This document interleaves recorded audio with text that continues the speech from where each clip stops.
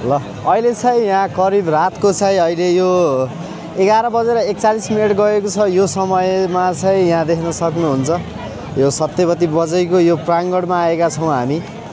यो ठाउँ चाहिँ यो यसरी मान्छेले यो निगालाएर यो एउटा जनविश्वास बोकेर यहाँ यस्तो भिडभाड देखिन्छ।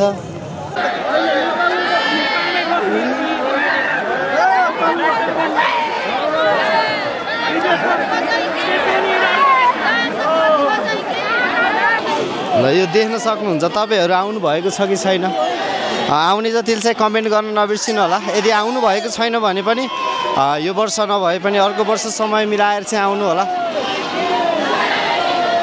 यो निकै धेरै जनाको चाहिँ यो जनविश्वास रहेर यो यतिको यो रातको समयमा यो रातिको 12 बजे पनि यो यसरी चाहिँ मान्छेहरुको भिडभाड हामी देख्न सक्छौं। ल हामी चाहिँ यो दोस्रो चोटी राउन्ड मारेर अब तेस्रो पुर्याउने क्रममा छौं। यो चाहिँ यो सत्यवती बजैको चाहिँ यो मुख्य मन्दिर रहेको छ। यहाँ यति भिडभाड देख्न सक्छौं। यो जनविश्वासले गर्दा नै हो यो ठाउँमा चाहिँ यस्तो यो भिडभाड भएको।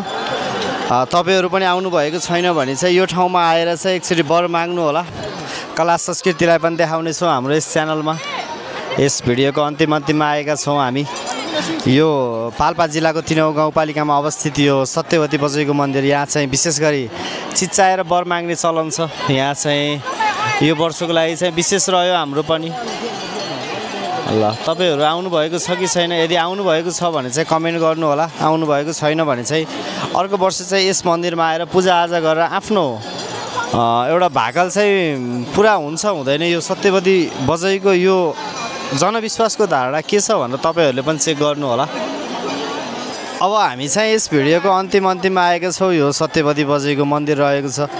यहाँ दर्शनार्थीको भिडभाड चाहिँ निकै छ आज।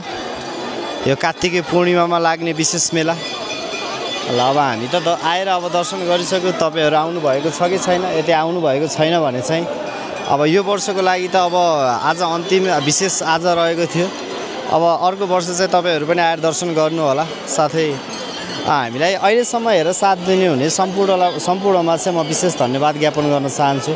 हामीलाई चाहिँ फेसबुक टिकटकमा फलो गर्नु भएको छैन भने फलो गर्नु होला। साथै युट्युबमा नि सब्स्क्राइब गरेर हामीसँग जोडिन नबिर्सिनु होला। धन्यवाद। नमस्ते।